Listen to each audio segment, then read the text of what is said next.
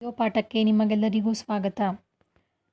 ಇವತ್ತು ನಾವು 9ನೇ ತರಗತಿಯ ಮೊದಲನೇ ಅಧ್ಯಾಯ ಸಂಖ್ಯಾ ಪದ್ಧತಿ ಇದರ ಕೊನೆಯ ಭಾಗವನ್ನು ನೋಡೋಣ.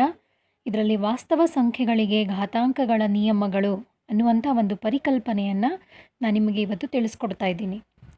ಮಕ್ಕಳೇ, 8ನೇ ತರಗತಿಯಲ್ಲಿ ನೀವು ಘಾತಾಂಕಗಳ ಕೆಲವು ನಿಯಮಗಳನ್ನು ತಿಳ್ಕೊಂಡಿದ್ದೀರಿ, ಕಲ್ತಿದ್ದೀರಿ. ಅವುಗಳನ್ನು ಉಪಯೋಗಿಸ್ಕೊಂಡು ಕೆಲವು ಲೆಕ್ಕಗಳನ್ನು ಕೂಡ ಬಿಡಿಸಿದ್ದೀರಿ.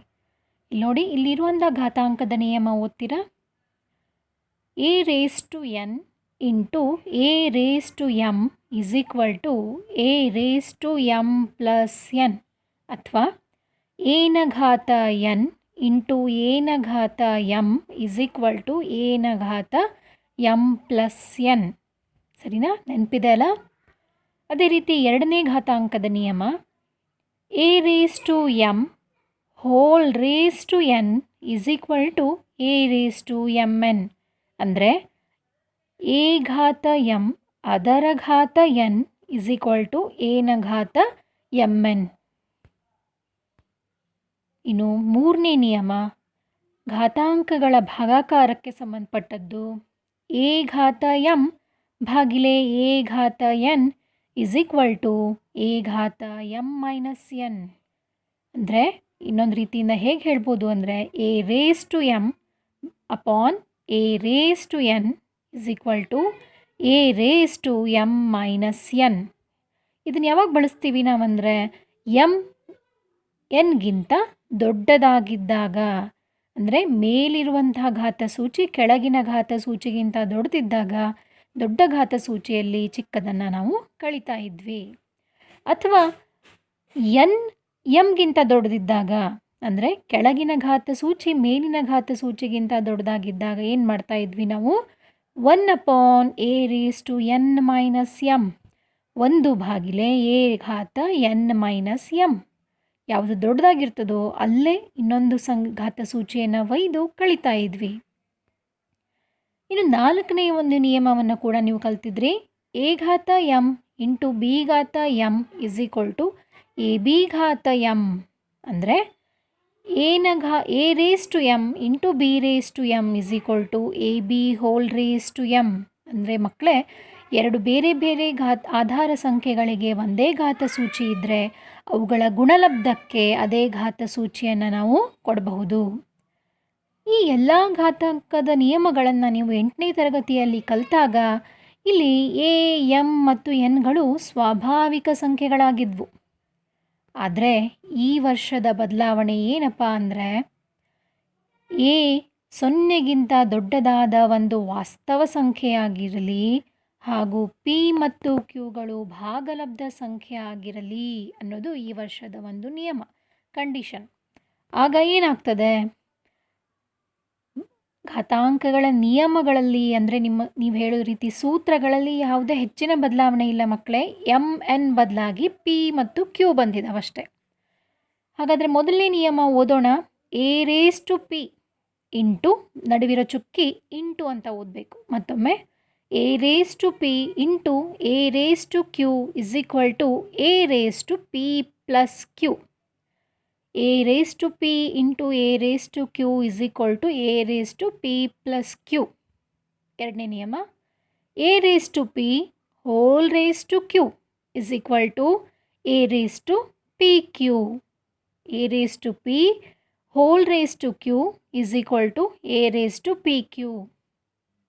ಮೂರನೇ ನಿಯಮ a raised to p upon a raised to q is equal to a raised to p minus q. ಇನ್ನೊಮ್ಮೆ a raised to p upon a raised to q is equal to a raised to p minus q. ನಾಲ್ಕನೇ ನಿಯಮ a raised to p into b raised to p is equal to a b whole raised to p. ಇನ್ನೊಮ್ಮೆ a raised to p into b raised to p is equal to a b whole raised to p. ಈಗ ಈ ಘಾತಾಂಕಗಳ ನಿಯಮಗಳ ಜೊತೆಗೆ ನೀವು ಈ ಪಾಠದಲ್ಲಿ ಎರಡು ಮುಖ್ಯಾಂಶಗಳನ್ನು ನೀವು ನೆನಪಿಟ್ಕೊಳ್ಬೇಕು, ಘಾತಾಂಕಗಳಿಗೆ ಸಂಬಂಧಪಟ್ಟದ್ದು. ಮಕ್ಕಳೇ, ಈಗಾಗಲೇ ಇದರ ಹಿಂದಿನ ವಿಡಿಯೋದಲ್ಲಿ ನೀವು ಕರಣಿಗಳು ಅಥವಾ ರೂಟ್ ಚಿಹ್ನೆಯನ್ನು ಒಳಗೊಂಡಂತಹ ಸಂಖ್ಯೆಗಳನ್ನು ನೀವು ಅದ್ರ ಬಗ್ಗೆ ತಿಳ್ಕೊಂಡಿದ್ದೀರಿ. ಇಲ್ಲಿರುವಂಥ ಒಂದು ಮೊದಲನೇ ಮುಖ್ಯಾಂಶ ಏನು ಹೇಳ್ತದೆ ಹಾಗಿದ್ರೆ, ಎ ಸೊನ್ನೆಗಿಂತ ದೊಡ್ಡದಾದ ಒಂದು ವಾಸ್ತವ ಸಂಖ್ಯೆ ಆಗಿರಲಿ ಹಾಗೂ ಎನ್ ಒಂದು ಧನ ಪೂರ್ಣಾಂಕವಾಗಿರಲಿ, ಆಗ nth ರೂಟ್ ಆಫ್ ಎ, ಇದನ್ನು ಹೇಗೆ ಓದಬೇಕು ಅಂತ ನಿಮ್ಗೆ ಈಗಾಗಲೇ ಗೊತ್ತಿದೆ ಅಂದ್ಕೊಂಡಿದ್ದೀನಿ. ಮತ್ತೊಮ್ಮೆ ಓದಿ ಹೇಳ್ತೀನಿ. nth root of a is equal to a raise to 1/n. A raise to 1/n. ಈಗಾಗಲೇ ಹಿಂದಿನ ವಿಡಿಯೋದಲ್ಲಿ ನೀವು ತಿಳ್ಕೊಂಡಿದ್ದೀರಿ, ವರ್ಗಮೂಲ ಚಿಹ್ನೆಯ ಮೇಲ್ಭಾಗದಲ್ಲಿ ಮೂಲೆಯಲ್ಲಿರುವಂಥ ಸಂಖ್ಯೆಗೆ ನಾವು ಕರಣಿಯ ಕ್ರಮ ಅಂತ ಕರಿತೀವಿ. ವರ್ಗಮೂಲ ಚಿಹ್ನೆಯ ಒಳಭಾಗದಲ್ಲಿರುವ ಸಂಖ್ಯೆಗೆ ನಾವು ಕರಣೀಯ ಅಂತ ಕರಿತೀವಿ. ಹಾಗಾಗಿ ಕರಣಿ ರೂಪದಲ್ಲಿರುವಂಥದ್ದು ಸಂಖ್ಯೆಯನ್ನು ನಾವು ಘಾತಾಂಕ ರೂಪದಲ್ಲಿ ಬರೆದಾಗ ಕರಣೀಯ ಆಧಾರ ಸಂಖ್ಯೆ ಆಗಿರ್ತದೆ. ಎ ಆಧಾರ ಸಂಖ್ಯೆ ಆಯಿತು. ಕರಣೀಯ ಕ್ರಮ ಎನ್ ಅನ್ನೋದು 1/n ಆಗುತ್ತದೆ. ಒಂದು ಎಲ್ಲಿಂದ ಬಂತು ಅನ್ನೋದು ನಿಮಗೆ ಪ್ರಶ್ನೆ ಆಗಿರಬಹುದು ಮಕ್ಕಳೇ. ಒಂದು ಅನ್ನೋದು ಎ ರೂಟ್ ಚಿಹ್ನೆಯ ಒಳಭಾಗದಲ್ಲಿರುವ ಎಯ ಘಾತಾಂಕ. ಇದಕ್ಕೆ ಸಂಬಂಧಪಟ್ಟಂತೆ ಇನ್ನೊಂದು ಮುಖ್ಯಾಂಶವನ್ನು ನೋಡೋಣ ಮಕ್ಕಳೇ. ಎ ಸೊನ್ನೆಗಿಂತ ದೊಡ್ಡದಾದ ಒಂದು ವಾಸ್ತವ ಸಂಖ್ಯೆ ಆಗಿರಲಿ, ಎಂ ಮತ್ತು ಎನ್ಗಳು ಒಂದನ್ನು ಹೊರತುಪಡಿಸಿ ಬೇರೆ ಸಾಮಾನ್ಯ ಅಪವರ್ತನಗಳನ್ನು ಹೊಂದಿರದ ಸಂಖ್ಯೆಗಳಾದಾಗ, ಅಂದರೆ ಅವು ಪರಸ್ಪರ ಅವಿಭಾಜ್ಯ ಸಂಖ್ಯೆಗಳಾಗಿರಬೇಕು ಅಂತ ಇದರ ಅರ್ಥ. ಆ ರೀತಿ ಇದ್ದಾಗ ಎ ಘಾತ m/n is equal to nth root of a whole raise to m. ಅಂದರೆ ನಾವು ಯಾವ ರೀತಿ ನಾವು ಘಾತಾಂಕ ಸಂಖ್ಯೆಯನ್ನು ಕರಣಿ ರೂಪಕ್ಕೆ ಬದಲಾಯಿಸಬಹುದು ಅನ್ನೋದನ್ನು ನಾವು ಈ ಒಂದು ನಿಯಮದಿಂದ ನಾವು ತಿಳ್ಕೊಳ್ಬಹುದು ಮಕ್ಕಳೇ. ನೋಡಿ, ಎ ಆಧಾರ ಸಂಖ್ಯೆಯಾಗಿತ್ತು, ಕರಣಿ ಚಿಹ್ನೆಯ ಒಳಗೆ ಬಂದಿದೆ. ಎನ್ ಛೇದದಲ್ಲಿದೆ, ಅದು ಕರಣಿಯ ಕ್ರಮ ಆಯಿತು, ರೂಟ್ ಚಿಹ್ನೆಯ ಮೇಲ್ಭಾಗದ ಮೂಲೆಯಲ್ಲಿ ಬರೆದಿದ್ದೀವಿ. ಇನ್ನು ಎಂ ಅನ್ನೋದು ಅದರ ಘಾತಾಂಕವಾಯಿತು. ಸರಿನಾ? ಅದನ್ನೇ ಇನ್ನಷ್ಟು ಸರಳ ರೂಪದಲ್ಲಿ ನಾವು ಹೇಗೆ ಬರೀಬಹುದು ಅಂದರೆ, ಎನ್ ಕ್ರಮ ಎ ಆಧಾರ ಸಂಖ್ಯೆ ಇದ್ದದ್ದು ಈಗ ಕರಣೀಯ ರೂಟ್ ಚಿಹ್ನೆಯ ಒಳಗೆ ಹೋಯಿತು, ಎಂ ಎನ ಘಾತಾಂಕವಾಯಿತು. ಹಾಗಿದ್ರೆ ಎ ರೇಸ್ ಟು m/n ರೂಪದಲ್ಲಿರುವಂಥ ಯಾವುದೇ ಒಂದು ಘಾತಾಂಕವನ್ನು ನಾವು nth root of a raise to m ರೂಪಕ್ಕೆ ಬದಲಾಯಿಸಿ ನಾವು ಬರೀಬಹುದು. ಮಕ್ಕಳೇ, ಇದರಲ್ಲಿ ನೀವು ಮಗದೊಮ್ಮೆ ಈ ಒಂದು ಬಣ್ಣದ ಒಂದು ಶೇಪ್ನಲ್ಲಿರುವಂಥ ಈ ನಿಯಮವನ್ನು ಮತ್ತೆ ನೋಡ್ಕೊಳ್ಳಿ ಸರಿಯಾಗಿ. ಎಂ ಮತ್ತು ಎನ್ಗಳು ಎಲ್ಲೆಲ್ಲಿ ಬಂದಿವೆ, ಎಲ್ಲಿ ಯಾವ ರೀತಿ ಬರೀಬೇಕು ಅನ್ನೋದನ್ನು ನೀವು ನೋಡಿಕೊಂಡ್ರೆ ಅಭ್ಯಾಸ 1.6ರ ಲೆಕ್ಕಗಳು ಸುಲಭ ಆಗ್ತವೆ ಮಕ್ಕಳೇ. ಕರಣಿಗಳ ಲೆಕ್ಕಗಳನ್ನು ನೀವು ಬಹಳ ಸುಲಭವಾಗಿ ಬಿಡಿಸಬಹುದು. ಈಗ ಅದಕ್ಕೆ ಸಂಬಂಧಪಟ್ಟಂಥ ಒಂದಿಷ್ಟು ಉದಾಹರಣೆಗಳನ್ನು ನೋಡೋಣ. ಇಲ್ಲಿ ನೋಡಿ, ಮೊದಲನೇ ಉದಾಹರಣೆ ಕ್ಯೂಬ್ ರೂಟ್ 2. ಇಲ್ಲಿ ಕ್ರಮ 3, ಕರಣೀಯ 2. ಇದರ ಘಾತಾಂಕ ರೂಪ ಏನು? 2ರ ಘಾತ 1/3. ಯಾಕಂದರೆ ರೂಟ್ ಚಿಹ್ನೆ ಒಳಭಾಗದಲ್ಲಿ 2ಕ್ಕೆ ಯಾವುದೂ ಘಾತ ಸಂಖ್ಯೆ ಇಲ್ಲ, ಘಾತ ಸೂಚಿ ಇಲ್ಲ. ಹಾಗಾಗಿ 1/3. ಎರಡನೇ ಉದಾಹರಣೆ ನೋಡಿ, 5th root of 6, 5th root of 6, 6ರ 5ನೇ ಮೂಲ ಅಂತ ಹೇಳ್ತೀವಿ ಕನ್ನಡದಲ್ಲಿ. ಹಾಗಾದರೆ ಇದರ ಘಾತಾಂಕ ರೂಪ 6ರ ಘಾತ 1/5. ಇನ್ನು ಮೂರನೇ ಉದಾಹರಣೆಯಲ್ಲಿ ನಾನು ಮೊದಲಿಗೆ ಘಾತಾಂಕವನ್ನು ತಗೊಂಡಿದ್ದೀನಿ, 64ರ ಘಾತ 1/2.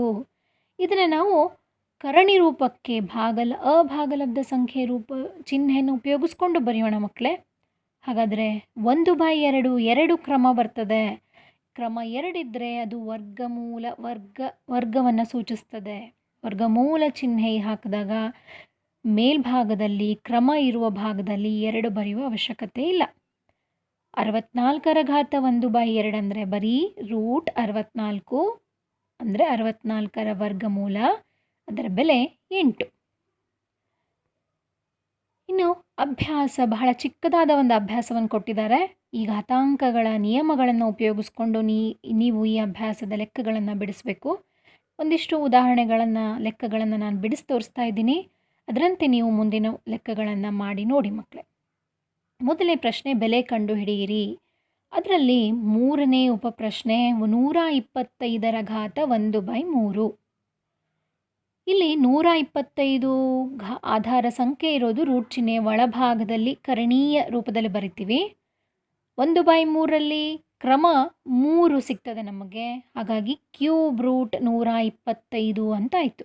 ಇದರ ಅರ್ಥ 125ರ ಘನಮೂಲ ಅಂದರೆ ಯಾವ ಸಂಖ್ಯೆಯನ್ನು ನಾವು 3 ಬಾರಿ ಗುಣಿಸಿದಾಗ 125 ಉತ್ತರ ಬರ್ತದೆ? ಹೌದು, ಅದು 5. ನೋಡಿ, 5ನ್ನು 3 ಸಾರಿ ಗುಣಿಸಿ 5 5 25, 25 5 125. ಹಾಗಾಗಿ ಉತ್ತರ 5 ಆಗಿದೆ. ಇನ್ನು ಮುಖ್ಯ ಪ್ರಶ್ನೆ 2ರಲ್ಲಿ ಕೂಡ ಬೆಲೆ ಕಂಡುಹಿಡಿಯಿರಿ ಅಂತ ಇದೆ. ಅದರಲ್ಲಿ ಒಂದು ಲೆಕ್ಕ 9ರ ಘಾತ 3/2. ನೋಡಿ, ಇಲ್ಲಿ ಘಾತಾಂಕದಲ್ಲಿ ಅಂಶದ ಸಂಖ್ಯೆ ಬದಲಾಯಿತು. ಹಾಗಾದರೆ ಹೇಗೆ ಬರೆಯೋದು ಇದನ್ನು? 2 ರೀತಿಯಿಂದ ಇದನ್ನು ಮಾಡ್ಬೋದು ಮಕ್ಕಳೇ. ನಿಮಗೆ ಯಾವುದು ಸುಲಭವೋ ಅದನ್ನು ನೀವು ಅನುಸರಿಸಬಹುದು. ಮೊದಲನೇ ರೀತಿ ಏನು ಅಂದರೆ, 9ನ್ನು ನಾವು 3ರ ವರ್ಗ ಅಂತ ಕರಿತೀವಿ. ಹಾಗಾಗಿ 9ನ್ನು ಆವರಣದಲ್ಲಿ 3 ಸ್ಕ್ವೇರ್ ಅಂತ ಬರ್ಕೊಂಡಿದ್ದೆ. ಅದರ ಮೇಲ್ಭಾಗದಲ್ಲಿ 3/2 ಘಾತಸೂಚಿ. ಈಗ 3ನೇ ಸಾಲಲ್ಲೇನಿದೆ ಮಕ್ಕಳೇ, 2 ಮತ್ತು 2 ಪರಸ್ಪರ ಅವು ಕ್ಯಾನ್ಸಲ್ ಆಗಿವೆ. ಹಾಗಾದರೆ 3 ಘಾತ 3 ಉಳಿತು. ಅಂದರೆ 3ರ ಘನ 27. 3ನ್ನು 3 ಸಾರಿ ಗುಣಿಸಿದಾಗ ಬರುವ ಗುಣಲಬ್ಧ 27. ಅಥವಾ ಇದೇ ಲೆಕ್ಕವನ್ನು ಇನ್ನೊಂದು ರೀತಿಯಿಂದ ಕೂಡ ನಾವು ಮಾಡಬಹುದು. ಇಲ್ಲಿ ನೋಡಿ, 9ರ ಘಾತ 3/2 ಅಂದರೆ ಅದು ಕ್ರಮ 2ನ್ನು ಸೂಚಿಸ್ತದೆ. ಹಾಗಾಗಿ ಕ್ರಮ 2 ಇರುವಂಥ ರೂಟ್ ಚಿಹ್ನೆಯನ್ನು ಹಾಕೋಣ, 9 ಬರ್ಕೊಳ್ಳೋಣ. ಅದರ ತಲೆ ಮೇಲೆ ಘಾತಸೂಚಿ ಎಷ್ಟು ಬಂತು? 3. ಅಂದರೆ 9ನ್ನು 3 ಸಾರಿ ಗುಣಿಸಬೇಕು ಅಂತ ಅರ್ಥ. 9ನ್ನು 3 ಸಾರಿ ಗುಣಿಸಿದಾಗ 729 ಬರ್ತದೆ. ಹಾಗಾಗಿ 720ರ ವರ್ಗಮೂಲ 27. 2 ರೀತಿಯಿಂದನೂ ಒಂದೇ ಸಮನಾದ ಉತ್ತರ ಬರ್ತದೆ ಮಕ್ಕಳೇ. ಯಾವ ರೀತಿ ನಿಮಗೆ ಸುಲಭ ಅನ್ನಿಸ್ತದೋ ಆ ರೀತಿ ನೀವು ಉಳಿದ ಲೆಕ್ಕಗಳನ್ನು ಬಿಡಿಸಿ. ಈಗ ಇದರಲ್ಲೇ 4ನೇ ಲೆಕ್ಕ.